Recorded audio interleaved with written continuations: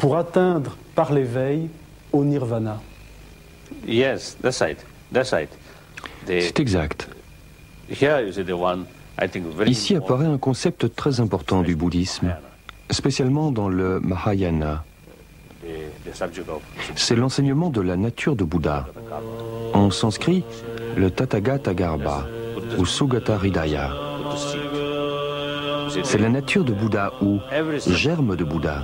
who have mind or the feeling Tout être doué d'un esprit qui ressent la douleur et le plaisir, experience. qui a la faculté de ressentir, sa conscience subtile, son esprit subtil possède la nature de Bouddha, expliquent les Écritures. As one of the Buddha nature. Then also the ultimate Par ailleurs, la vérité ultime, la nature ultime de cet esprit est aussi l'absence d'existence indépendante, again it is the absence of qui est décrite ici comme la vacuité, now here shunya, de l'esprit. the shunya of the mind. Cela aussi, certains textes le décrivent comme la nature de Bouddha. Some scriptures describe it as a Buddha nature. So therefore, you see the true training. C'est pourquoi par l'entraînement de l'esprit, par la méditation, l'entraînement grâce à la méditation, chacun a la possibilité de réaliser l'illumination, quelle que soit sa situation actuelle. So therefore, you see, this Par conséquent, vous voyez, ce concept nous apporte toujours l'espoir et aussi la confiance en soi. and also the self-confidence. C'est l'un des enseignements importants du bouddhisme. Et c'est cela, si je comprends bien, être un bodhisattva.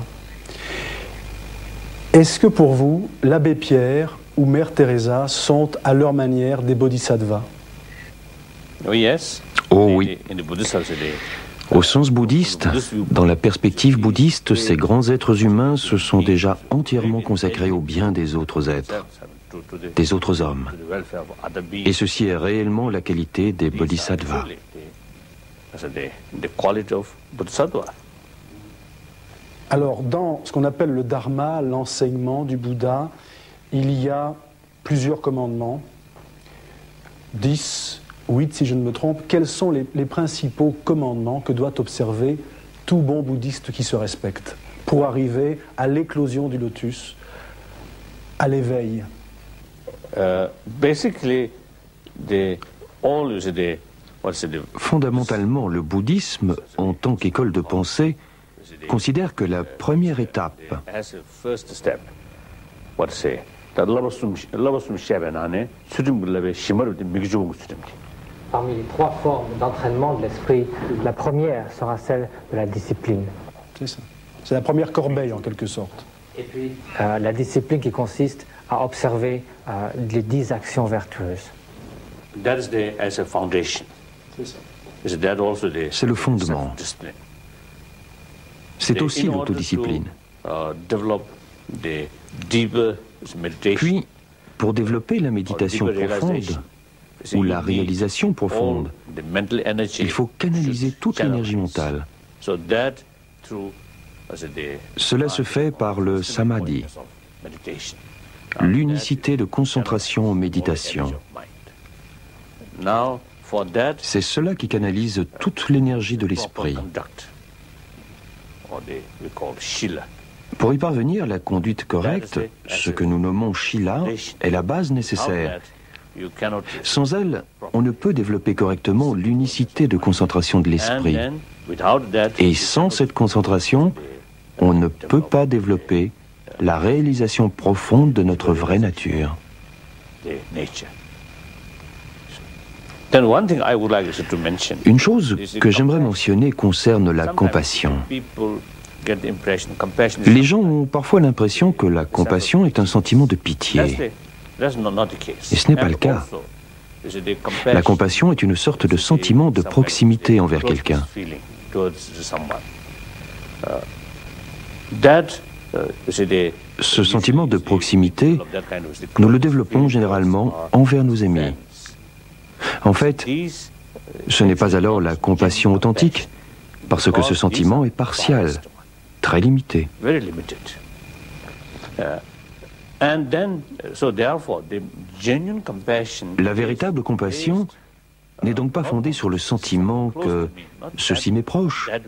Ce n'est pas ainsi, mais plutôt sur le sentiment que les autres êtres, en particulier les êtres humains, sont exactement comme moi-même, qui ne veut pas souffrir et veut être heureux. Et eux aussi ont le droit de surmonter leurs souffrances. Quand on a compris cette vérité, on développe une certaine forme de souci de leur bien-être. Vous voyez, c'est ça la vraie compassion. Cette attitude, nous pouvons également la développer envers nos ennemis. Donc cela, c'est la compassion impartiale. Notre sentiment est impartial. Et cela demande une authentique compassion. Et aussi, dans la compassion authentique, il y a un sentiment d'engagement, un sentiment de respect du droit d'autrui et le sentiment de responsabilité. La véritable compassion crée non seulement la paix de l'esprit, mais aussi le respect intérieur. Elle est ainsi très utile dans notre vie quotidienne. Quand nous sommes confrontés à des problèmes, la confiance en soi est un facteur essentiel, n'est-ce pas, pour faire face à ce problème. La vraie compassion, si nous entraînons correctement notre esprit, nous apporte donc une plus grande qualité intérieure.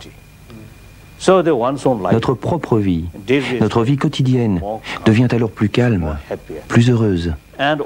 Par ailleurs, partout où se trouve la personne qui ressent cette plus grande compassion, elle crée immédiatement une atmosphère plus positive. Voilà donc le moyen de promouvoir la paix véritable, l'harmonie véritable. Alors vous l'avez répété ce soir à plusieurs reprises, la compassion est vraiment au centre du bouddhisme tibétain, au centre d'ailleurs du bouddhisme Mahayana. Donc si je vous comprends bien, les mandalas, les mantras, les mudras, les gestes rituels, les représentations symboliques, les prières rituelles sont importantes, mais ce qui est plus important que tout, c'est la compassion, c'est l'amour du prochain.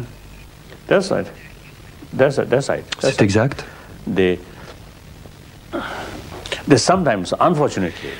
Parfois, malheureusement, dans notre propre communauté, certains mettent plus l'accent sur le rituel, ou bien la prière, ou d'autres aspects, et ils s'y engagent davantage. Alors l'essentiel se trouve quelquefois un peu négligé. C'est pourquoi j'essaye toujours de bien faire comprendre l'essentiel. Et aussi, je crois que la compassion, la véritable affection humaine, chaque être humain en a besoin.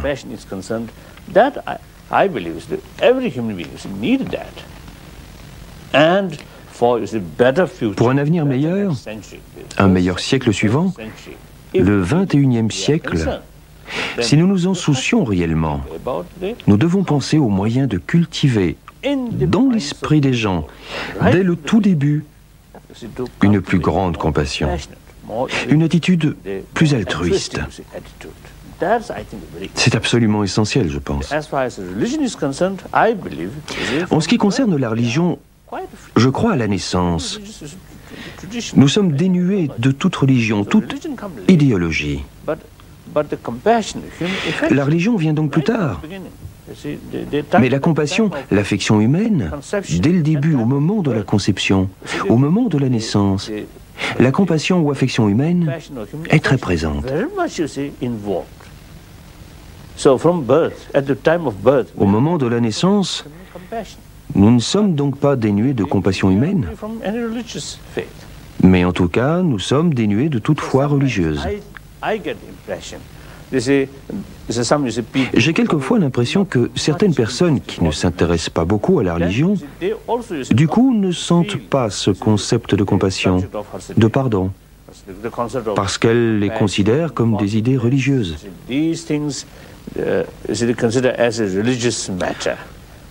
Alors, quand les gens ne s'intéressent pas beaucoup à la religion, ils ne s'intéressent pas non plus à ces choses. many countries. Je pense que c'est la raison pour laquelle nombre de pays se trouvent aujourd'hui confrontés à des crises morales. Whether believer or non-believer, whether you accept religion or not, that's individual. Ainsi, croire ou ne pas croire, accepter ou non la religion, c'est un droit individuel. Mais en ce qui concerne la compassion, l'affection humaine, je pense que si nous voulons vraiment être une personne heureuse, nous ne pouvons les négliger. Et comme vous l'avez mentionné au début, le désarmement, c'est très important. Mais comment arriver à une paix mondiale, durable et authentique si nous ne développons pas la paix intérieure? C'est très difficile, voyez-vous, de réaliser une paix mondiale durable. C'est pourquoi la compassion est le fondement de la paix. La paix ne signifie pas simplement l'absence de violence ou de guerre. La paix est bien plus que cela. La paix, la vraie paix, est, je pense, intimement liée à la compassion humaine.